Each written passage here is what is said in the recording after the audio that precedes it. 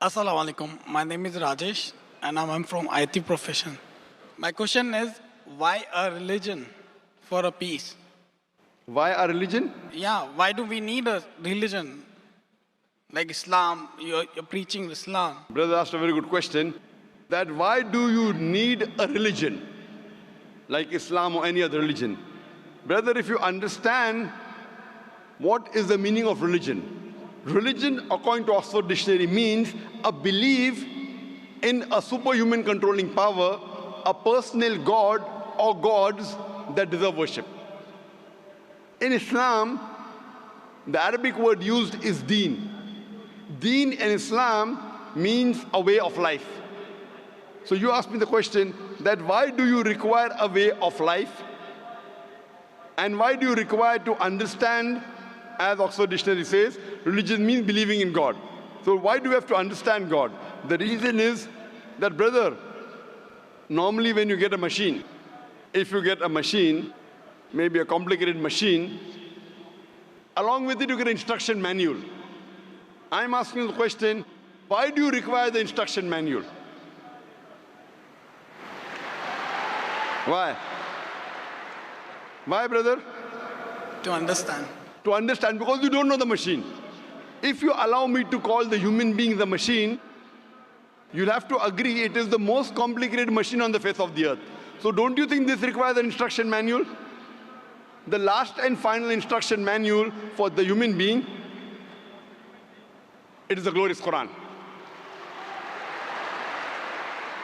Like how you have the instruction manual written by the producer of that equipment or the manufacturer or the inventor. Our manufacturer, our producer, our creator is Almighty God. So He knows what is best for the human being. So based on this, Almighty God has given the rules and regulations. For example, when you buy a DVD player, it tells you if you want to play the DVD, insert the DVD, press the play button. If you want to fast forward, press the FF button. If you want to skip, press the skip button. If you want to stop, press the stop button. Don't drop it from a height, it will get damaged. Don't immerse it in water, it will get spoiled. There's the instruction manual. Similarly, Allah subhanahu wa ta'ala in the last and final instruction manual, the glorious Quran, has written the do's and don'ts for the human being. And Almighty God has only sent one religion. Allah says clearly in the Quran in Surah Al-Imran chapter 3 verse number 19, Inna dina indallahi al-Islam. The only religion acceptable in the sight of Almighty God is Islam. But by the passage of time, whenever Almighty God sent an instruction manual, the manual in passage of time, it changed. And Allah subhanahu wa ta'ala knew that the human beings may not be able to grasp the complete message of the Quran as is mentioned in the Bible in the Gospel of John chapter 16, verse number 12 to 14, Jesus Christ, peace be upon him, says, I have many things to say unto you, but you cannot bear them now. For he, when the Spirit of truth shall come, he shall guide you unto all truth. Allah subhanahu wa ta'ala knows that 1400 years ago, at this time, now the human beings can grasp the last and final message. So Islam came in its complete form 1400 years ago, and the last and final revelation is the Quran.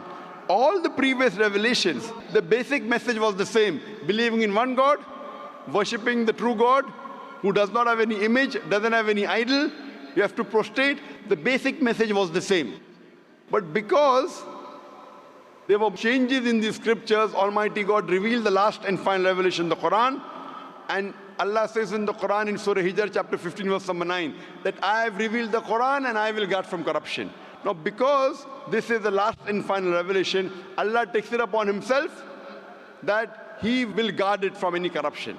So that's the reason today, all the human beings in the world should follow the last and final messenger, Prophet Muhammad, peace be upon him, and last and final message, the glorious Quran.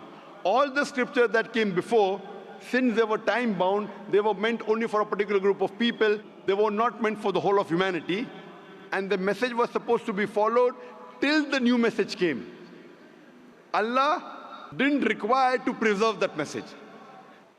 When the last and final revelation was revealed, and since no other revelation is going to come, Allah takes it upon Himself to preserve it, and it's not only meant for the Muslims or the Arabs, it's meant for the whole of humanity, irrespective whether you're staying in Dubai, India, Pakistan, Saudi Arabia, America, UK, Canada, all the human beings in the world should follow the last and final revelation and the last and final messenger, Prophet Muhammad, peace be upon him.